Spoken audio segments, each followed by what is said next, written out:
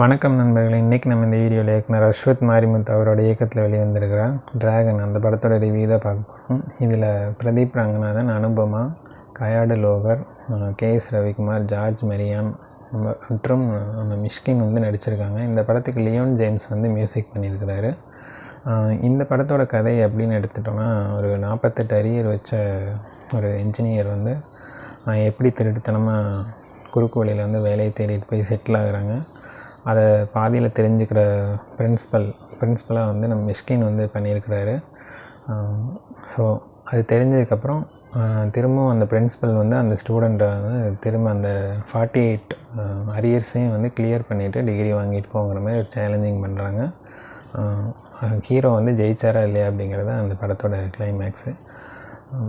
இந்த படத்தோட first half அப்படின்னு நம்ம எடுத்துக்கிட்டோம் அப்படின்னா, ஒரு சீன் அப்படின்னு கூட வந்து நம்ம பாசிட்டிவாக எடுத்துக்கிற மாதிரி, அதாவது ஹீரோ சைடு வந்து பாசிட்டிவாக எடுத்துக்கிறதுக்கு எதுவுமே கிடையாது.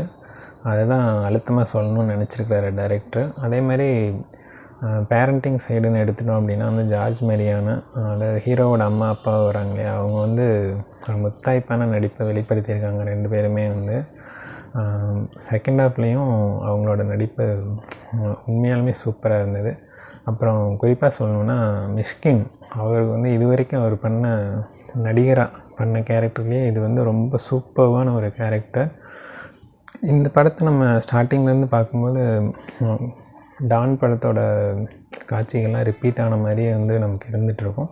பட் இந்த திரைக்கதை பயணிக்கிற பாதையே வந்து டிஃப்ரெண்ட்டாக இருக்கிறது, அதுதான் இந்த படத்தை வந்து நம்ம சுவாரஸ்யமாக பார்க்க வைக்கிது அப்படிங்கிறத நம்ம சொல்லலாம்.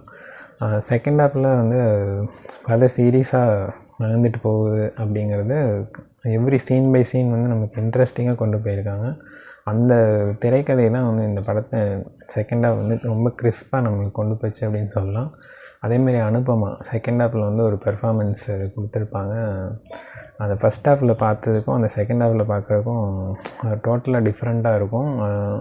அந்த செகண்ட் ஹாஃபில் அவங்க அந்த ஃபீல் பண்ணி பேசுகிற விதம் வந்து ரொம்பவுமே ஒரு டச்சிங்கான சீனாக இருக்கும். அதே மாதிரி கிளைமேக்ஸ் நெருங்கி வரும்போது ஐ டிடன்ட் டிசர்வ் யூ அப்படின்னு ஹீரோ வந்து அனுபமாட்ட சொல்கிற அந்த சீன், அது ரொம்பவுமே ஒரு பொயட்டிக்கான சீனாக எடுத்திருக்காங்க இந்த இதில்.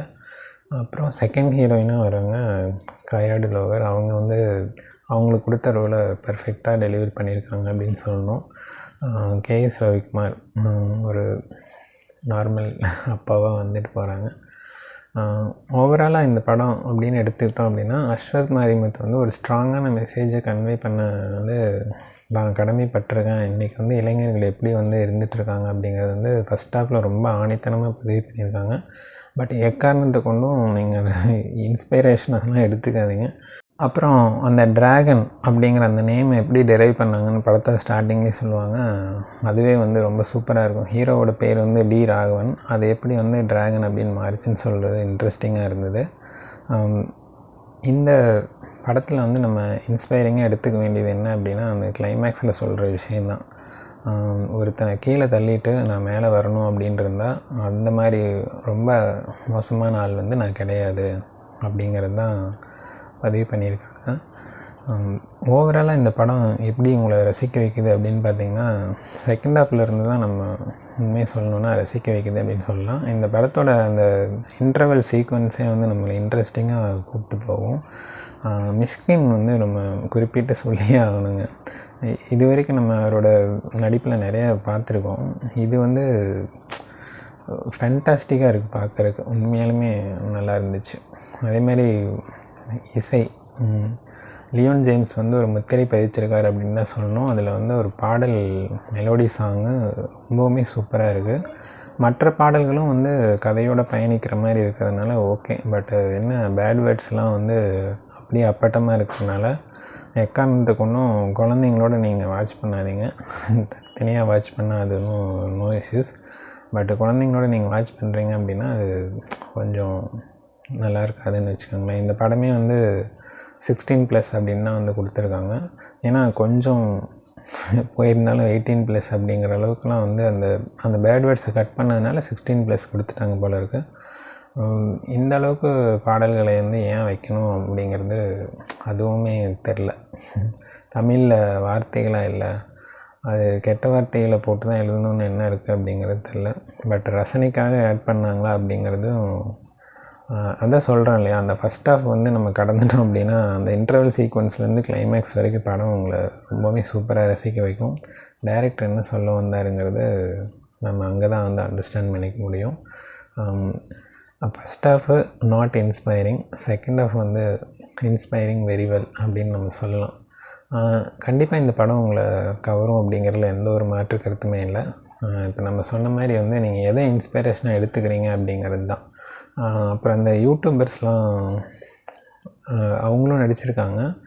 நம்ம அதிகமாக அவங்கள பற்றி நம்ம தெரிஞ்சுக்கிட்டதில்லை. பட்டு தேட்டரில் வந்து அவங்களாம் அப்பியர் ஆகும்போது ஆடியன்ஸ் வந்து அவங்கள செலிப்ரேட் பண்ணுற விதம் வந்து ரொம்பவுமே நல்லா இருந்துச்சு அது பார்க்குறதுக்கு. அதேமாதிரி இந்த ட்ராகனோட இன்ஸ்பைரிங்காக வச்சுட்டு படத்துலேயே ஒரு குட்டி ட்ராகன் வேறு வருவாங்க. அது இன்னும் கொடுமையாக இருக்கும்.